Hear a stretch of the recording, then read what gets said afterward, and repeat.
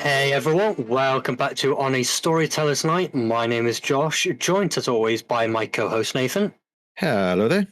And before we get into today's topic, let's have a recap of the past week and a bit that we've had. So, how have you been? Too hot. Can't stand the heat. Agreed. I can't stand it either. It's just too hot to sleep. It's too hot to do anything. It's just uncomfortable. It's awful. I just can't stand the heat. I like cold. I like when it's cold and chilly, and I don't care if it's wet. It doesn't bother me, but it's just when it's hot, you just can't do anything but feel sorry for yourself. If it's cold, you can wrap up warm for a warm drink, whatever you want to do. When it's hot, what can you do? You can't do nothing. Yeah, No. Last night I tried. Well, I did try going to bed. I didn't want to stream because it was murky in my wooden box. It was. It's like, you know, I won't stream, and I just went, oh, screw it, I'll go straight to bed. Yeah, that didn't happen till 1 a.m.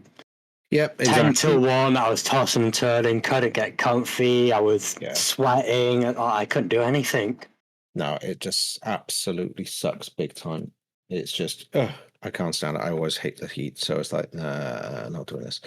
Can't be asked with this, but other than that, normal gaming and stuff like that. Finished Doom. Got back into doing Indiana Jones and obviously finding other games to play now and a few unboxing videos to do and try and get back into doing Whiskey Wednesday. So there's loads of stuff and, of course, work and everything else as well. So lots of stuff. How about you? Well, you already know about it for the past couple of months, but I went to go and see Linkin Park over the weekend. Yeah. I've already done it at the O2 Arena, but it was between Glastonbury and Linkin Park's first time at Wembley Stadium, and I wanted to go Glastonbury, but I decided to go Linkin Park. I'm glad I did, because Wembley, my mate went and he said it was crap. It wasn't the best Wembley in the world, besides the return of Lewis Capaldi and Sir Ian McKellen singing. Yeah, that was Sir it. Ian McKellen, the crowd's response, he couldn't believe it because he didn't quite hear what they were saying, and then somebody told him, he was just like, he was dumbfounded, wasn't he? That was kind of cool. What I would have liked to have seen the past week is Iron Maiden. Iron Maiden, yeah. That looked like an amazing concert, and I think they're fantastic. I've seen them many times, but it's just the cost. I'm just not paying that much to go and see bands live, and it's travel, and I'm just like, I can't be bothered with that. I've seen them many times, many times in their heyday, so it's like they're still really good live, and it's like, yeah, it'd be good to see them, but I'm not spending like 200 quid on a ticket. But now for me, going to Wembley, I wouldn't change it for the world. It was it was a superior show than O2. I might have been closer to the band when I was at the O2 because I had front standing, but this time I had rear standing. Yeah. Still better atmosphere. The poor Emily Armstrong, she barely sung. The crowd was singing. Yeah. But yeah, regardless, it was brilliant. Sold out Wembley as well, completely sold out. And plus a couple thousand extra for standing, which is unbelievable. So yeah, I was chuffed. And other than that, I've been struggling with the heat. I've been like you. I've been I've gotten back into recording again. I've got a few things lined up for when I finish Lego Marvel Superheroes and Jurassic World. So that's something to look forward to. Oh, speaking of Jurassic World and stuff, I was going to send you a video and I completely forgot.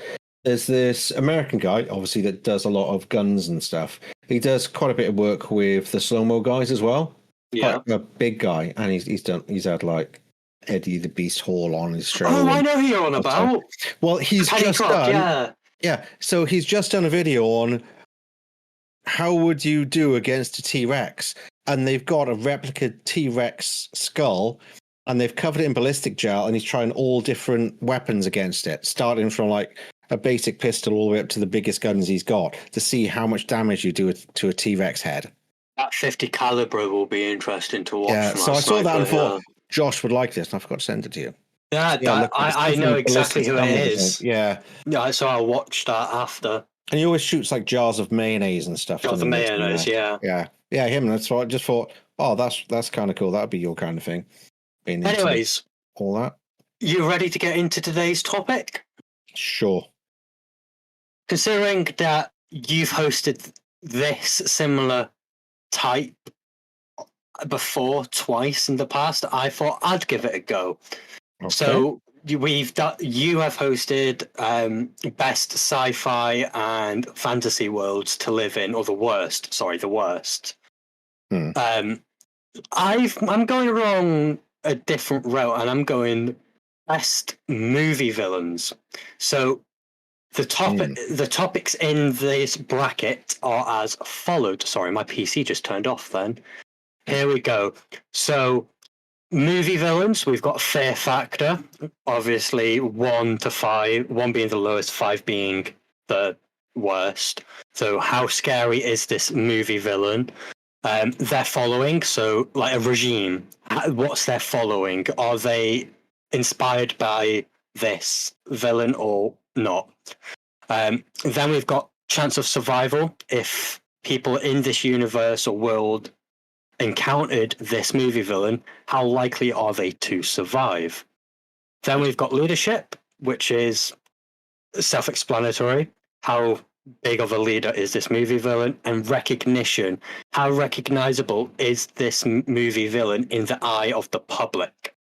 Right. A couple of things. Are we counting monsters, sci-fi, fantasy? Is there any kind of Can go restriction any on direction, my friend. We can go any direction. It's movie villains. So if you can, I've got one ready to go up, and it's Darth Vader. So, yeah, I was going to say Darth Vader would be like the big one. Yeah. But the other question is: it specific leader villains or villain types? Like you could say the Xenomorph, but that's villain just types. a generic or villains. Zombie. So is it going to be a villain as in a kind of starring role main character villain rather than a kind of mass of villains of the same kind, if you see what I mean? Yep. So for example, like you said, Xenomorph, we will count them as a species. We won't count like, you've got a drone, warrior, queen, predalien, species, predatory. Just so we could species. also do like zombies as a type of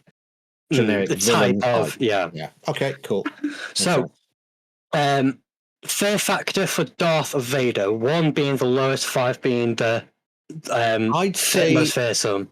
A 4, because he's always inspired a lot of fear, but because he's so well known and people just love the look of him and everything else, I think over the years the fear has kind of dropped away. When he first came out, I was like, oh my god. Or you look at like Ewan McGregor when he was doing Obi-Wan and he faced Darth Vader the first time and he like freaked out and was like, oh shit, and like panicked a little bit because the little kid in him, like, you know, from when he saw it, the little kid in him got all giddy. But the thing is, so fear factor, their following, chance of survival, and leadership is in that world. Recognition is us humans watching that movie villain.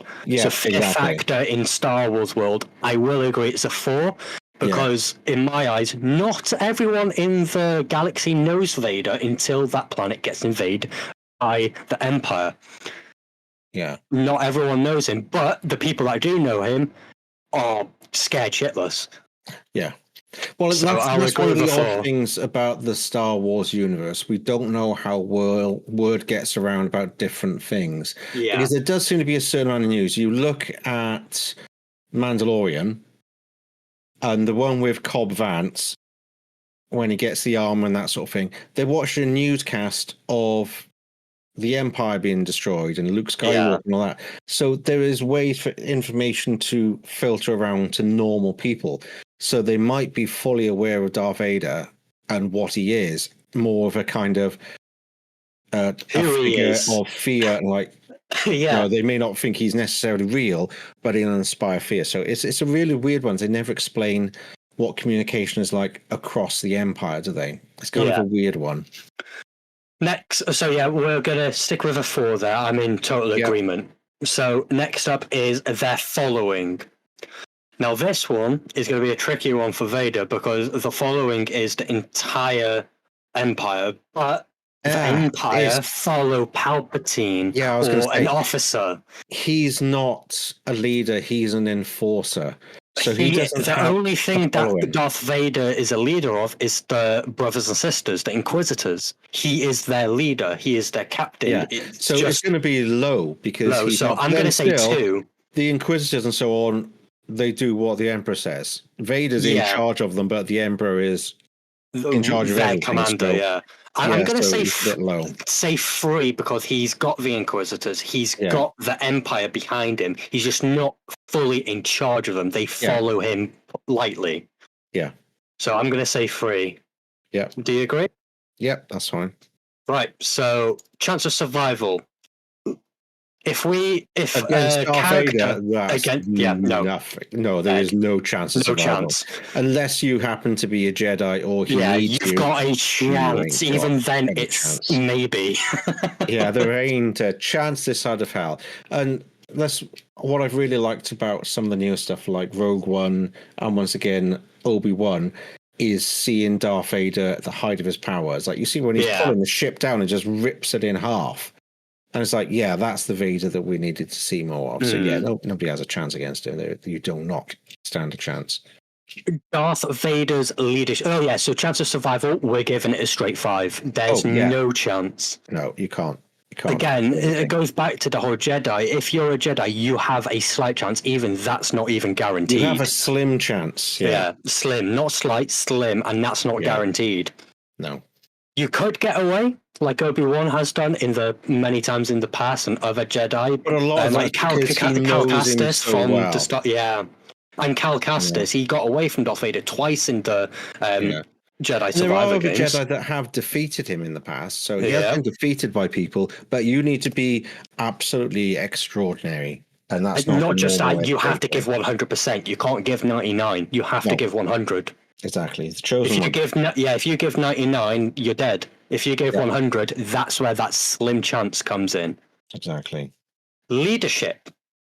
See, Darth Vader, he is a leader, but only when he's on the battlefield. And not even that. If he's being the leader, it's fear. He's leading with fear. Yeah. The other thing as well, the thing that's always let Anakin and Darth Vader down is his emotions. Mm-hmm. And you see it all the time. Something goes wrong, and he has a bit of a hissy fit with people.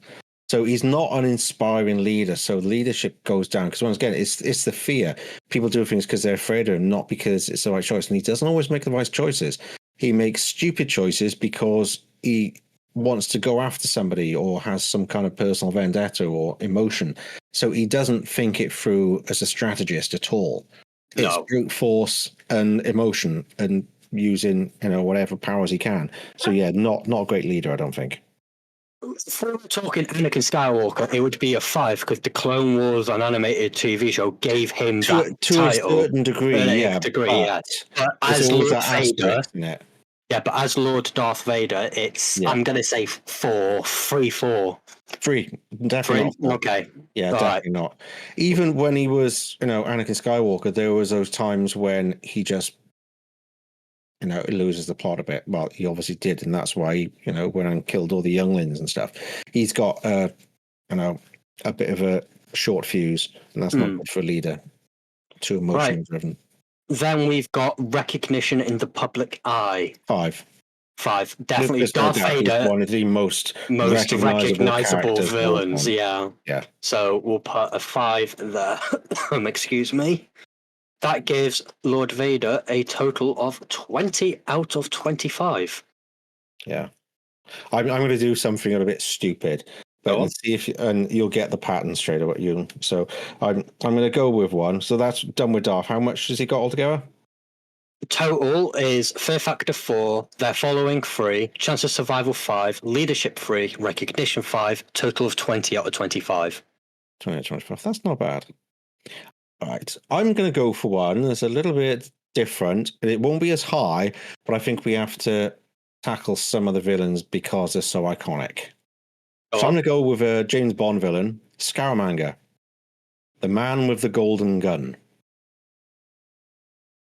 Okay, this is going to be interesting. Played by the classic Christopher Lee. Christopher Lee, yes. Fair factor, straight up. I'm going to say it's middle pack, 3 or 4. Yeah, most likely a 4. only people that know of him would be scared of him Yeah, because he's of him would be scared of him because he's an assassin. So if you know he's after you, you're screwed. But not There's everyone no would getting necessarily know away. about him. So yeah, definitely Yeah, high, so but a not 4. full. Yeah, full, definitely. 4. Following, you see, I don't think he has much of a following. He doesn't. No, following is going to be low. He only has a few people around him, like the little dwarf guy whose name I always forget. It's about his only follower. I'm tempted to say 2. Yeah, because he has got like, I wouldn't say. Well, I was about to say refugees. It's more like he's got henchmen. Yeah, exactly, because he's got money to afford them. Yeah. So they don't follow him. They're just paid. Yeah, he can get anyone he wants because he can just pay people because he's got a lot of money. Chance of survival? No, absolutely not. 5. If you encounter Scaramanga, it's done. Yeah. Again, unless you're James Bond.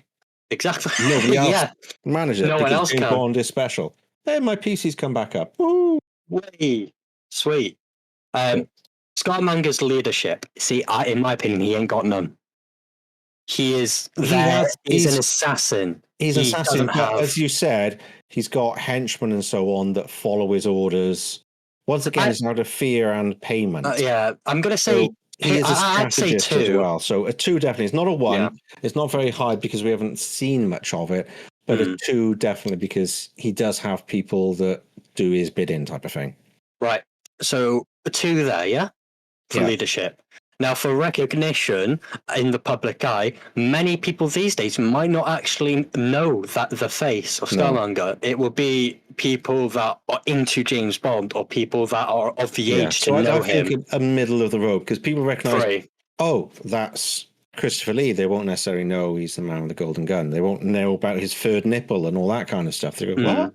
So they won't know that. So yeah, it won't be as high. But I think middle of the pack is definitely a 3. So a 3 there. Yeah, in the right circles, he's very recognizable. But it's one of those things. James Bond has not been a new movie for a while. Now there's a lot more talk of James Bond. People will look again at the older ones, and there'll be more recognition over the next couple of years. So it's one of those things that comes and goes. So I think middle is quite good. It's not too high, not too low. I think that's perfect. So the next villain that I'm going to be putting in, movie villain, is the Dark Lord Sauron. Of course, I can't miss him out. So, fear factor. Everyone in Middle Earth knows Sauron is the Dark Lord. They just don't know what he is, where he is, etc. Well, they know where he is. It's just this is one of those things again where we don't fully know what was going on for the bog standard everyday people like hobbits, for instance. They never gave a shit about that, and people in Bree. So I think it's once again the average bog standard everyday people wouldn't have that exposure to Sauron. Warriors and guards and elves and dwarves and everyone else have a better understanding, but day-to-day normal people wouldn't have a clue. Middle pack. So number 3? Number 3, yeah. What about Sauron's following? I'm going to say it's a 5. Yeah, 5. He's got orcs. He nearly had Smaug. He was tempted to go and get the Balrog in Khazad-dûm. The Balrog. J.R. Tolkien's notes did state that Smaug and the Balrog would have joined him if Sauron approached, because that's my Dark Lord's. That's Morgoth's right hand, his lieutenant. Yeah, there's a chance here. If we take over Middle Earth, Morgoth could return because of Sauron. So his following is definitely a 5. Yeah. And the orcs alone, there's too many of them to follow him. Yeah. Definitely. So 5 on following. But if you encounter Sauron, what's the chance of survival? That's the thing. The chance of survival is, it depends if he wants you. You know what I mean? He may try and corrupt you if he needs you. So it all depends on what circumstances, because he doesn't go around murdering people. If you encounter, it's like Darth Vader and Scaramanga. If you encounter him, how likely are you going to survive him in front of you? Yeah, but that's where it comes to. He's not the guy that goes around killing people. So if you met him in a dark alley type of thing, would he just murder you, or would he just think you're not worth the time and leave you alone? This is one of those distinctions we need to kind of think about. Because what are the chances of being in a situation where he would want to kill you? And unless he has a reason to, he probably wouldn't. He might put some orcs He'll just on you. he'll just tell orcs kill him. Yeah, So to be honest, I'd put or it more of a Nazgul. 4, because the chances of somebody meeting Sauron are pretty slim, because he's the leader of a massive army. He doesn't come out and play.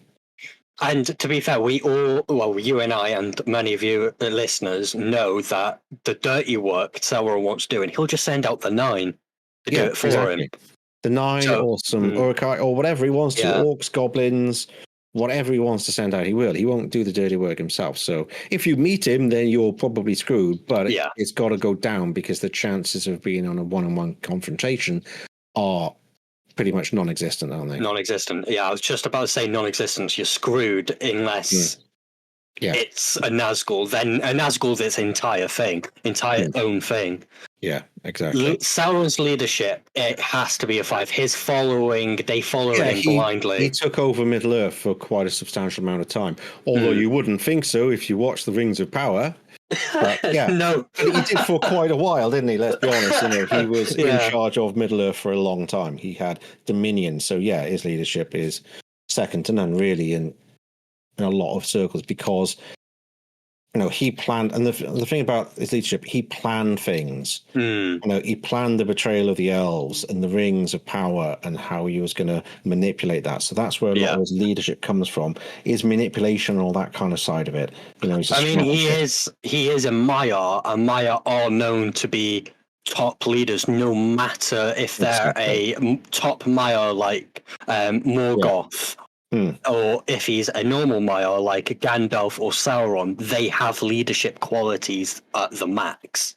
Yeah. But in the public eye, Sauron's recognition, if I showed an image to someone random on the street and said, "Who's this?" I guarantee, in my opinion, that it's going to be high. They'll be like, "That's Sauron from Lord of the Rings." So I'm going to say 4, not a 5. Not a 5, because you need to know what Lord of the Rings is. Yeah, to know who Sauron is. And lots of people have seen it because it's one of the most popular movies of all time. But the random person on the street isn't going to see Sauron and go, "Oh, that's Sauron," and be some big guy in armor. They wouldn't necessarily know his name. Oh, it's the bad guy from Lord of the Rings. Where if you see a picture of Darth Vader, or just the Darth Vader's silhouette, people go, "That's Darth Vader."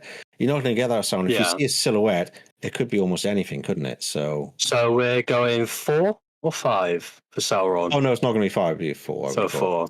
Yeah. Okay, let me do that now. I've got the Excel spreadsheet up again. Cool. So Darth Vader, his total is 20. Scaramanga, his total is 16, and Sauron, his total is a 21. Yeah. Your next movie villain, mate? It's got to be one of my favorites of all time, Dracula. I'm not going to go for a particular Dracula. I think just the generic umbrella of Dracula, because there's so many versions. Which is what we talked about, like xenomorphs and zombies. You count them as an entirety, not as a single. Although, if we could choose a specific Dracula, but be very different if you chose, say, Gary Oldman compared to Christopher Lee, or something. There's so many different versions of Dracula. I think we'll kind of clip it to the best parts of Dracula. If that makes sense. More generic Dracula with generic abilities and that sort of thing, based more book style, but kind of mixed in with the iconic look and that kind of thing, which isn't necessarily what it was in the book. Exactly. So Dracula's fear factor, I'm going to say that's the first 5. Yeah. Oh, it's iconic villain, isn't it? Because people are scared of somebody in the dark stalking you and blood and everything else. It's one of the best kind of classic villains out there, isn't he? Let's be honest. Yeah, definitely. Which is what annoys me with the new version they're doing, and to a certain extent the Gary Oldman, but we've discussed that before. They're trying to make him a tragic romantic character. He's not. He's like an evil rapist murderer, and that's what Dracula is. So from that point, yes, he is. He's not a misunderstood and romantic. No, he's not. He's gonna just go around killing people and taking what he wants. That's what he does. Yeah. Dracula's following. He's got a whole host of vampires He's got underneath him. other vampires beneath him. He has all the gypsies. He has Renfield and other followers. So he's got Another a decent 5. following. Definitely. Chance of survival. Not much. Not much. I would say a 4 because if he wants if he wants to make more of a following, he would just bite you and then turn you into a vampire. Yeah. But 9 out of 10, he will go out to feed and kill. The thing with Dracula is he's so well known. If we're looking at, like, if you met Dracula, you'd know some of the things to use against him. Yeah. It's so out there and so in pop culture that you'd have a better chance because you could be prepared. If he just showed up in front of you, you couldn't do anything. But if you had some preparation, you could, protect yourself. You could. I wouldn't say you would necessarily survive. You can wound him. Yeah. Well, you can protect yourself with crosses and everything else and garlic. So there's ways you can protect yourself from him being able to attack you directly. But there's other ways to attack you and all that, and hypnosis and transform into various creatures or whatever else. So there's other ways, but there are ways you could survive potentially. Dracula's leadership, that goes back to their following, kind of, because his leadership... Once again, it depends on the ones, because you look at who Dracula is based on, and he was a great warlord. He was a warrior. He was a warlord, warrior. King. So he defeated massive armies. He did some horrible, awful things. If we look at the actual Count Dracula. So I think that's really high up there because he was involved in wars. He won many battles. He was, a good leader. He saved his country many times. Say a 4? I'm comfortable with a 4. It's once again depending on the version of Dracula that you're kind of looking at. So I think a 4. Yes, agreed. Is good because it's definitely not low, but it's not necessarily the highest. And Dracula's recognition in the public eye. I think it's going to be a 5. Mate, it's nothing but a 5. Once again, the silhouette of the guy in the cape is like, oh, Dracula. You don't even need to see his face. And he's got so many different faces. Obviously, for me, it's people like Christopher Lee, Gary Oldman, and that sort of thing. Bela Lugosi. He's like one of the first classic ones, Bela Lugosi, and a lot of them have drawn inspiration from that. And obviously, Christopher Lee was one of the biggest ones. Started in 1958, I believe, his first Dracula appearance. So, and I think Christopher Lee's main. So, yeah, it's definitely 5. He's so recognizable. So that brings Dracula to be our highest one yet with a total of 23. 23, wow. I don't think there will be a full 25. It depends who we choose, but I'm going to go down the route of someone that I don't expect to get a high score. I'm going to go Albert Wesker. Albert Wesker, okay. So Albert Wesker's fear factor, it's middle. It's middle, yeah. Middle. If you saw him, he looks like just some... He's menacing. He looks menacing. The big black trench coat. Yeah. Dark shades hiding his eyes. An extra from Matrix or something. He's cosplaying. Okay, he's cosplaying, fair enough. If he starts mutating and stuff, then the fear factor does increase. But middle road. And he's always got guns, and he's if you see him in action, there's a fear factor. But initially, fairly kind of nah.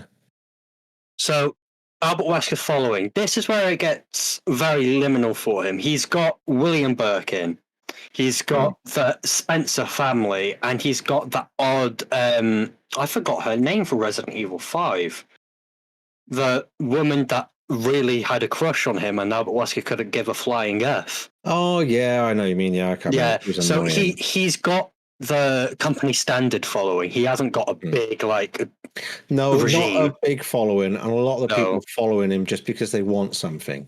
Yeah, so I'm going to say 2 for Albert Wesker. Yeah, definitely. He's got some following, but it's not a big threat unless he commands it to be. Yeah. So a 2 for following.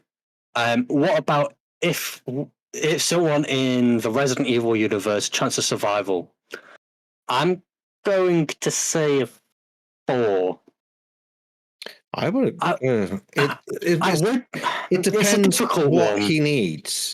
Because Yeah, is he because going if to he, inject you or is he going to kill you? If he injects you, you might live for quite a while before you mutate. mm, So it depends what he has in mind for you. If he wants to kill you, then yeah, you're he screwed. will. Yeah, he But will if he kill you. doesn't He have a will find a reason way. to, he may just ignore you and walk off.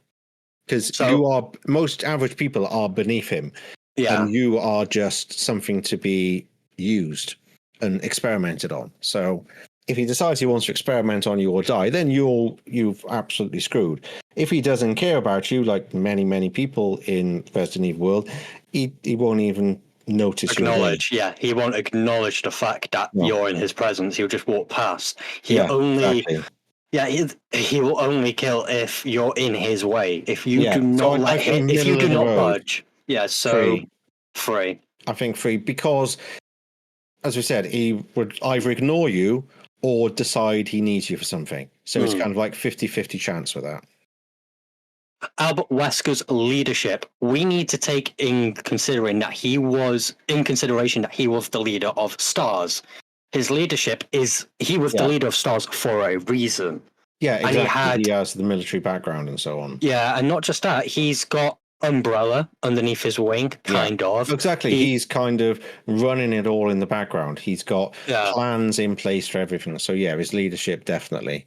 So I'm going to say 5 because he wouldn't have lived as long as he did without that leadership trait, in my opinion. Also the amount of people he's managed to manipulate, but also coerce in other ways and get them on his side. It's different things like that gem and things like that he's used to control people and get them on his side. That is thinking ahead and planning, like what he did to Jill Valentine in Resident Evil 5. That's what I'm saying. The Manipulated crystal her and so on. He's done a lot of that. You look at most of the characters he's manipulated in one way or another to get what he wants out of them. Yeah. So yeah, definitely 5. And Albert Wesker's recognition in the public eye. Yeah, 2. I agree. You need to be a Resident Evil fan to and understand even if who he are, is. You may not. I know if you're into certain things, you might. If you've seen the movies, then not necessarily. He was in some of the movies, but then the TV show completely different. So he didn't have the same look. So they've changed him kind of considerably in different areas like that. So unless you're into it, I said he just looks like he's cosplaying from the Matrix or something, even though it predates the Matrix. Well, Albert Wesker gives us our lowest score yet with a 15. Mm-hmm. All right, your next movie villain, mate? I'm actually going to go back to Lord of the Rings. Go on. Saruman. I was already typing it.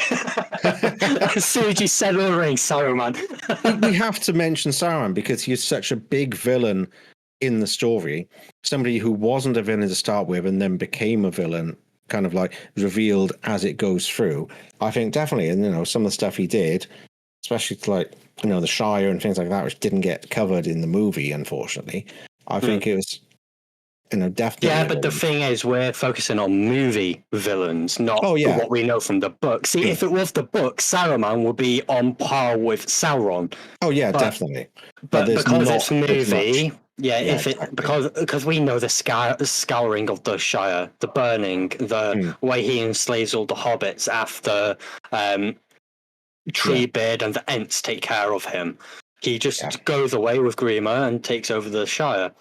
But exactly. in the film, he didn't do. He just got stabbed, and that was it. The end of him, which is a bit of a shame. Let's crack on. Sauron's fear factor. I don't think it's actually that bad. It's actually quite low. I'm tempted to say a 2 because he has a certain amount of fear, but not a lot. Because most people late. just think he's a wizard like Gandalf, or in fact Gandalf. Exactly. Yeah, pretty much. Yeah, and his fear comes quite late. Once Aragorn tells Theoden and the rest of the Rohirrim that there's an army of 10,000 strong coming, that's when the fear appears, and that's late in the film. Yeah, exactly, because early on, well, it starts off when he captures Gandalf, and you think, hang on a minute, this guy's a powerful, he's just, done up Gandalf, what the hell? Who is this guy? And that's when it starts kind of showing that this guy's fairly powerful and quite a menace. Saruman's following. Now, he didn't have much of a following until he started the Urukai and his own Yeah. orc. Exactly. So I think for That's it. following, it's going to be a 4. It's not a 5 because he doesn't have a huge following of people following him. He's got a following because he bloody created them.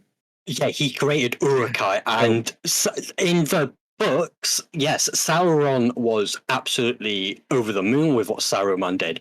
In the films, we don't hear much of it, besides the fact that no. he wanted an army worthy of Mordor, and Sauron was pleased with what Saruman did with the Urukai.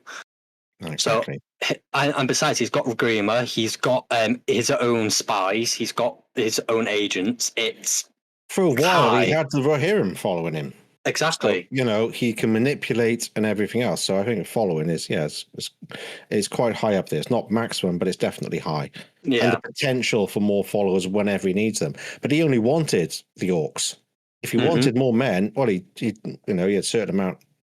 Yeah, you've got the He could have had wildlings. more. Yeah, he could have had more if he wanted them because he's so manipulative, and that voice he's got and the power behind it, he could, enslave many more people. Well, look, the Shire and everything else in the book, he does a lot more with those abilities he's got. Yeah, and if we're talking book-wise, his following would be 5 because in the books he casts a spell upon the Shire and the entire north of Eriador. Yeah, exactly. So, but since we're going with just the movies... So 4. But in counting Saruman, I'm not going to say 5. I will say 4 because he is a wizard after all, and he is a Maiar.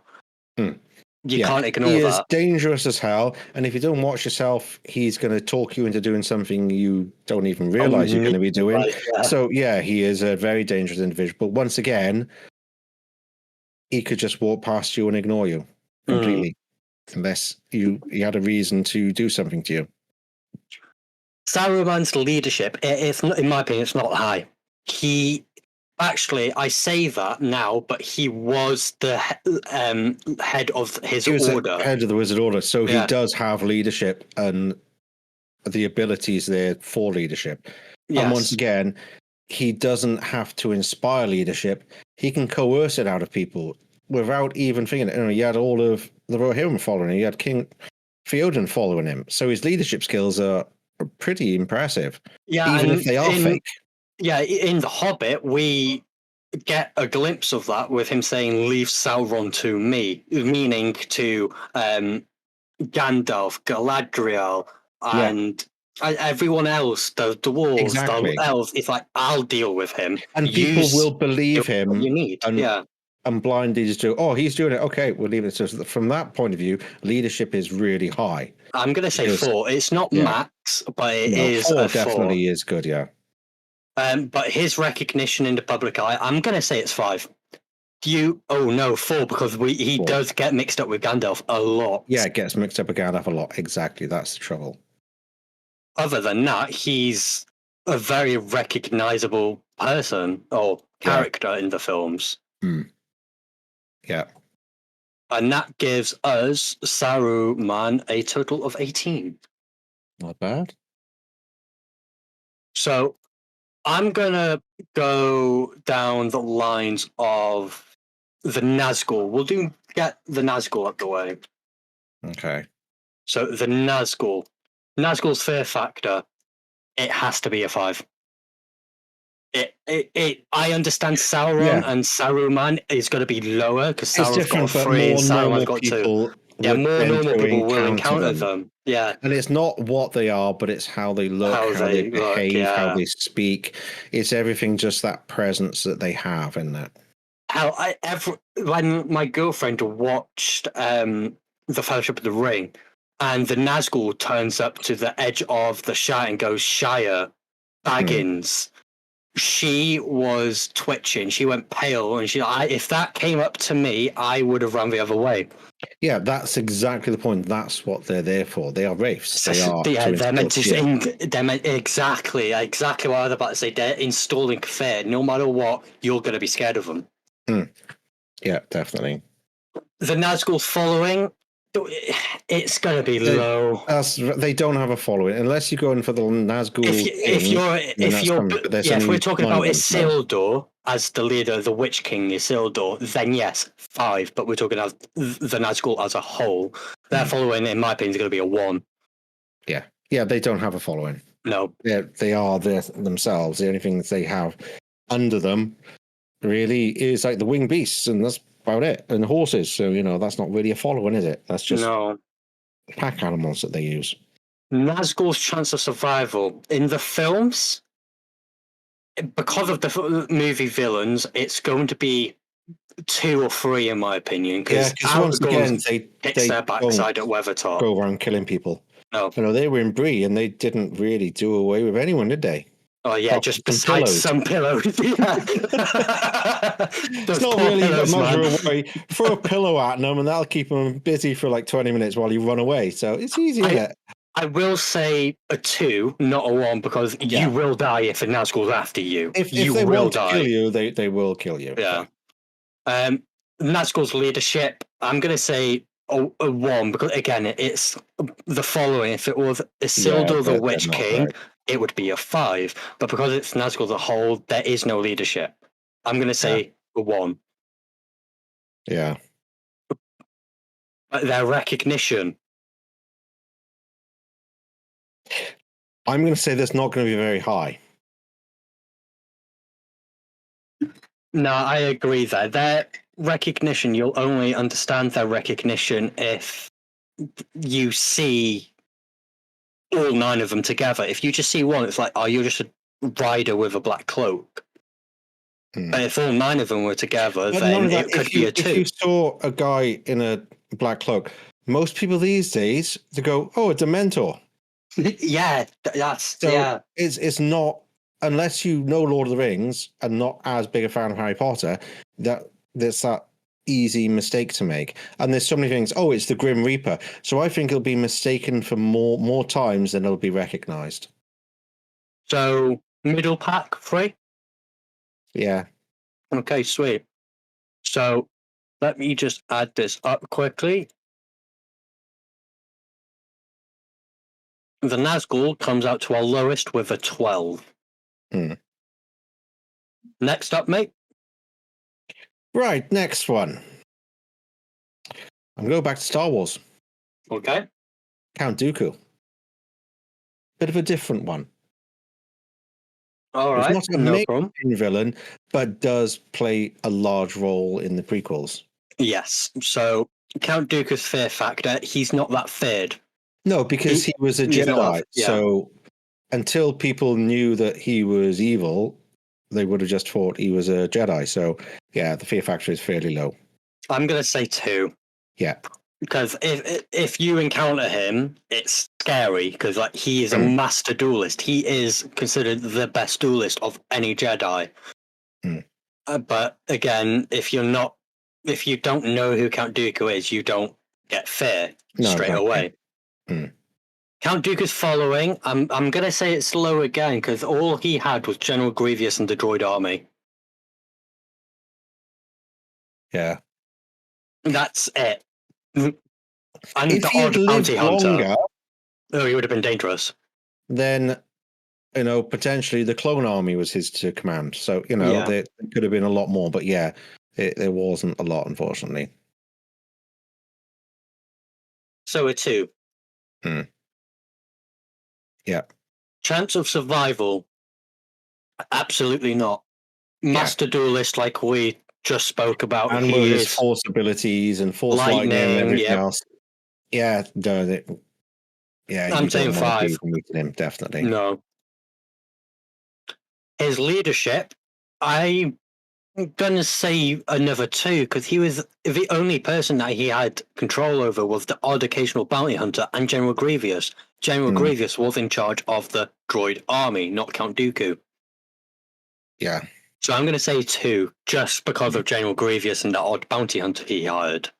Yeah. Count Dooku's recognition in the public eye. I'd say middle of the road. Yeah, I'd like 3. Yeah, because I think people will recognize him, but the chances are they'll recognize him more as Christopher Lee than Count Dooku, unless they're big Star Wars fans. His character doesn't rise above the franchise. He's No. only part of it. So that brings Count Dooku to a total of 14. 14? Cool. We've got enough time for about 3-4 more, maybe. Maybe. I'm going to continue down the Star Wars route, and I'm surprised we didn't actually think of this earlier. Palpatine. Well, I knew you were going to say Palpatine. As soon as I said Dooku, and when I said Star Wars, I thought, he's going to think I'm going Palpatine, isn't he? Mind you, General Grievous is my all-time favorite Star Wars character, but Palpatine, it's more of a conversation than General Grievous. Fear factor, he has to be greater than Darth Vader. He is a 5. Everyone knows him. No one wants nothing to do with him. The whole reason why the Death Star, the Death Star. When he was constructing the Death Star, and everyone on the Death Star got told that Palpatine's making an appearance, everyone crapped themselves. So, in my opinion, the fear factor for Palpatine's going to be a 5. Yeah. Palpatine's following. That's the 5, isn't it? He's 5. in charge of the he's entire in charge galaxy. of everything. So yeah, he's a big one. But a chance of survival. 0. 5. Yeah, you can't survive against him. If you can't survive against Lord Dooku, you ain't got a hope against the Emperor. Especially Lord Vader. If you've got no chance against Dooku, no chance against Vader, you are not getting away from Palpatine. No. Even Luke Skywalker couldn't defeat him. No, he had to have help Vader from his dad. Exactly. And even that was a bit of a grind your teeth moment. Him, for God's sake. He only went toe to toe with him. Well, yeah, toe to toe, not eye to eye. But he did actually lose. You know, he had to run away. Couldn't defeat him with that weird spinning attack, whatever the hell that was about. I still don't like that. It looks stupid. You see, when we go to leadership, I don't think he is that much of a leader. He's got he's got generals and Vader for that. 5.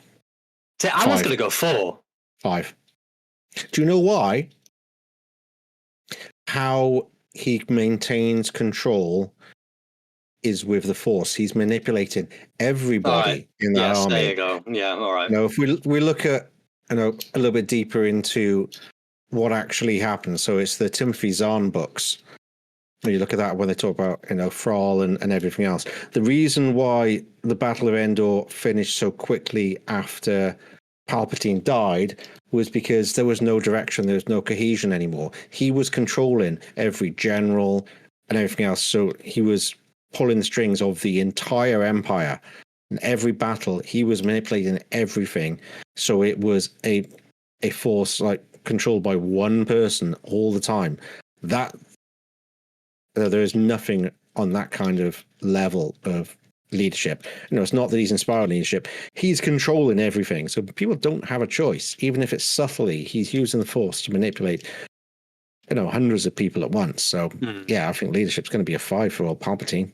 When he's come from nothing, and he was already a leader, and in the sense and everything else, and he moved himself up using his manipulation of situations and everything else. He made himself emperor. It wasn't other people doing it. He did that all himself. So yeah, leadership is high because everyone followed him. Even before he became the emperor, he controlled the Senate and everything. Just on that premise alone, your argument wins. So I'm going to agree with a 5 there. However, his recognition in the public eye, I don't think a lot of people will recognize him. No, again, he's he's an old guy in a cloak. He could be the Grim Reaper. He could be a ring wraith. I will say a 3 middle pack because people that are a Star Wars fan know that Palpatine controls Vader. Vader being controlled is a big thing. So I'm going to say a 3 there, middle pack. So Palpatine's total score comes up to a 28 with 4 5s and a 3. I figured he might be up there. Right, your next character, mate? Well, again, I'm going to go for a book that's been adapted into many movies and go with, although there is a debate on whether he's a villain or not. Frankenstein. Exactly. Well, Frankenstein's a monster rather than Frankenstein himself, the mad scientist. I'm going more of the monster side of it because most of the time he's depicted as a bit of a bad guy. Sometimes he's a kind of anti-hero or a tragic character, which is what he is in the book. He's quite a tragic character, but the majority of the time he tends to be a kind of bad guy, doesn't he? Yeah. A lot of it is his appearance and that sort of thing. So, Frankenstein monster, fear factor. What's your opinion there? I think that's going to be a 4 or 5 just because of his appearance. You know, he's made up of all different bodies. He's slightly rotted. He's also incredibly tall and large. So he is an imposing figure. If you were, in the universe that he's in, people run screaming from him as soon as they see him. So it's going to be quite high up there in that. Yeah. So I'm going to agree there I'm going to say 4. I'm not going to say 5 because he has got in the films that I've seen, he's got elements of sincerity. Yeah, he exactly. Shows that he's misunderstanding and stuff like that. Yeah, exactly. But his look, his presence, the way he walks and talks, it is scary for most people. Definitely. Frankenstein monster following is going to be 1. Yeah, 1 he doesn't have no point. No point. Hell, I might even put off a 0 on the board. We could do. He's got nothing. Yeah, he's got nothing. Chance of survival, it's going to be low. It's not going to be dangerously high because again, he's just. I think it's 50-50. So if middle pack's a 3. Yeah, I think it's 50-50 because if you upset him, you're toast. Oh yeah, definitely. You can outrun the guy. He's not exactly fast and agile, so you can get away from him. But if you get in the wrong situation, you ain't coming out of it. No, so middle pack for 3. Yeah. Frankenstein monster leadership is going to be low again, and because he's a mindless monster trying to get the will to acknowledge that he's sincere, it's going to be another 0. Yep, I think so. But he is extremely recognizable. Oh, he's got to have a 5 for recognition in it. Oh, even if you look at all the Joker versions of it, like the Munsters and things like that, or Hotel Transylvania. Everyone knows Frank, although they always call him Frankenstein rather than Frankenstein's a monster. He is one of the most recognizable characters in all of kind of movies and stuff, isn't he? Yeah, so that brings Frankenstein up joint last with the Nazgul on 12. Wow.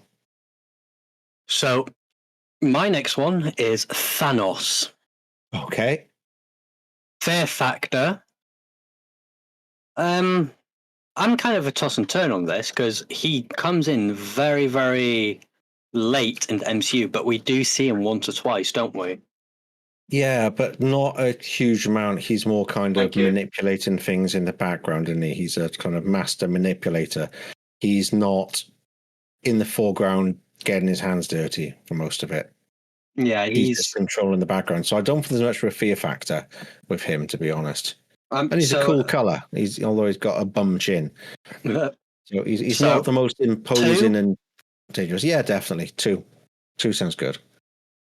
Thanos is following. That's got to be a 5. It's got to be. Yeah, he's got a huge following. He's got his brothers. Well, his Dark Legion, which are his Thanos's brothers and sisters or children. Thanos's children.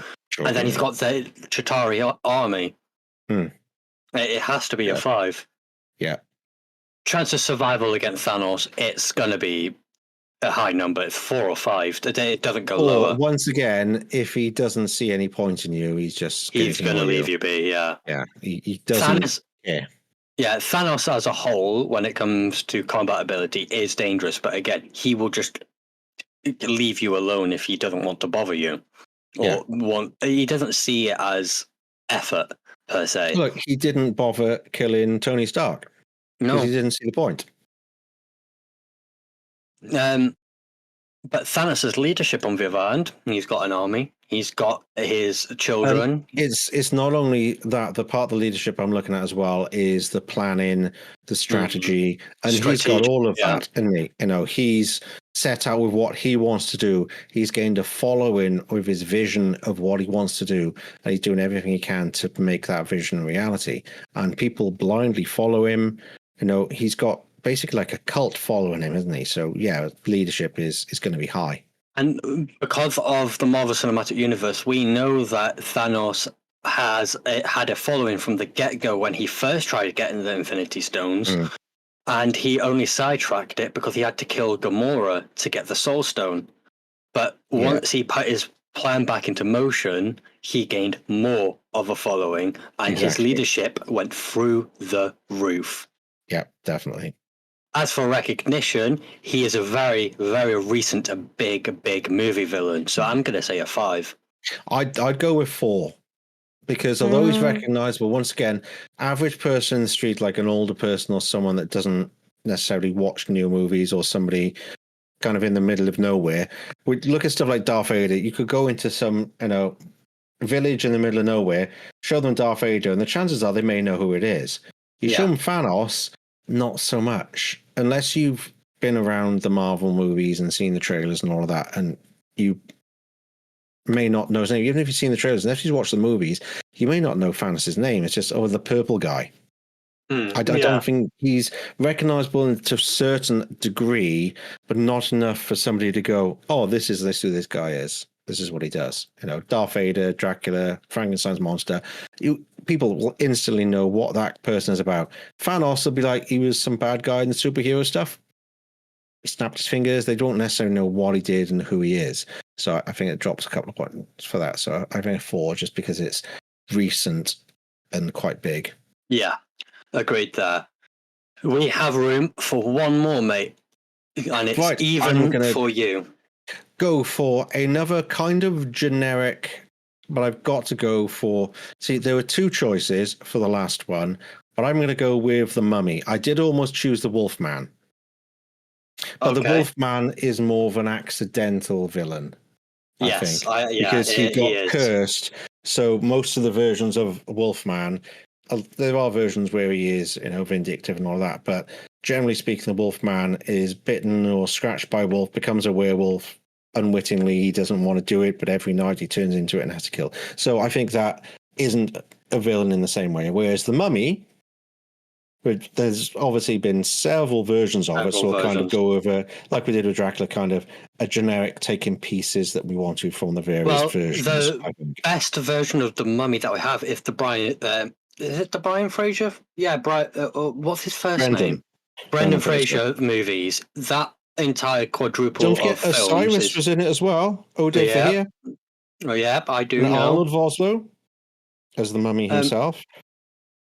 So, fear factor. Oh, it's 5. 5. Because people instantly know a mummy, whether it's completely wrapped up in old bandages or some of them loose and showing the decayed flesh, it's quite a terrifying figure in all the different versions. Apart from when you look at the Mummy movie and Arnold Vosloo, when he's himself, he is the character, rather than the Mummy when he's not got the bandages and he's just like a person. They're not, but I'm looking at more of the classic Mummy in bandages and so on. The Mummy's following. What's your opinion there? Now, this depends, because quite often it depends which version of it, because sometimes the Mummy tends to be like a pharaoh or something like that, quite a high-ranking sort of king or something, or he could just be a priest. So it depends, but either way, there would be some kind of following. And he usually comes back because he has a massive following of people that try to bring him back. So he can only come back because of the people following him. So I think it's going to be a 4. It won't be 5 because he doesn't have huge armies, but he does have cults following him, wanting to bring him back from the dead. And that's quite a lot to do, to find out where he is, definitely. How to resurrect him and do it. So I think a 4. Agreed there, mate. Agreed there.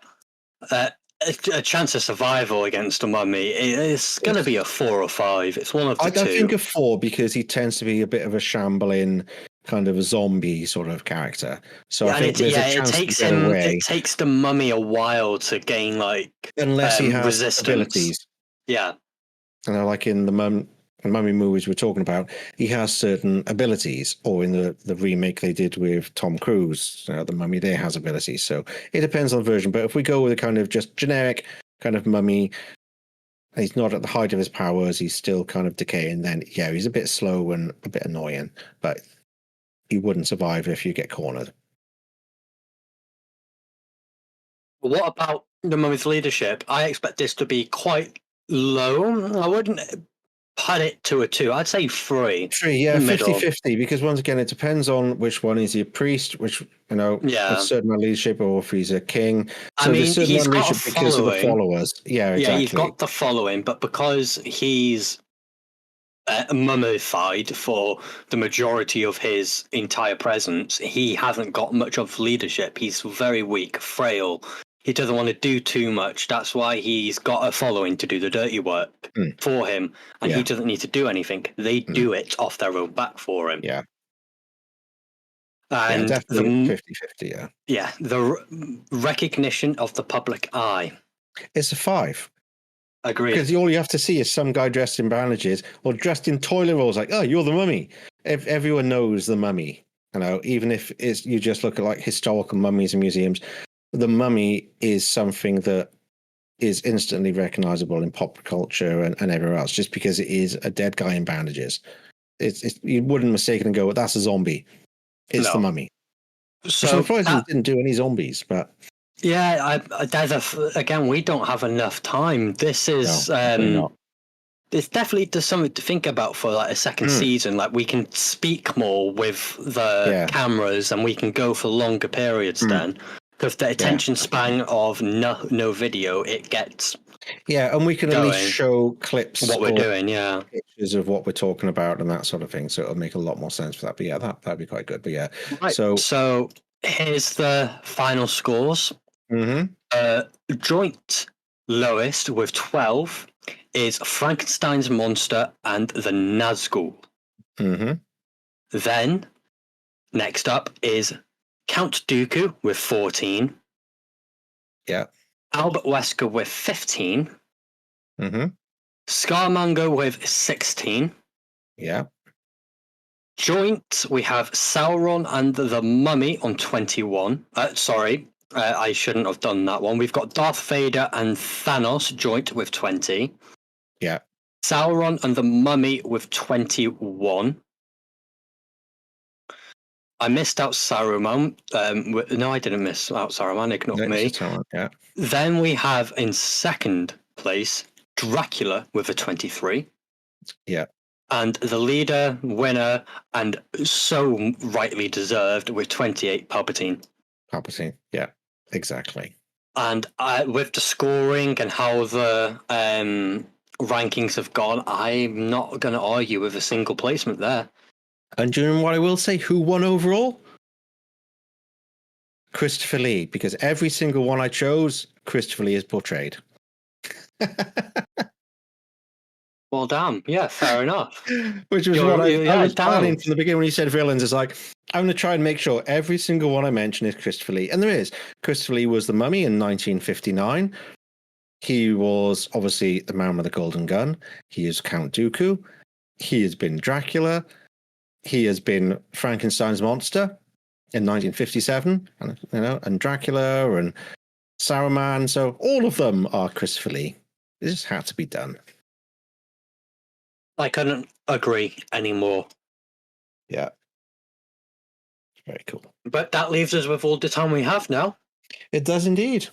So, where can everyone find you, mate? You can find me on YouTube under the name Wasn't My Fault, or on Twitch under the name Nukami. You can find me on YouTube at The Welsh Assassin and on Twitch, The Welsh Assassin 998. So, regardless, until next time, I've been Josh. With Nathan. With Nathan, of course, and see you next week. See you again. Bye-bye.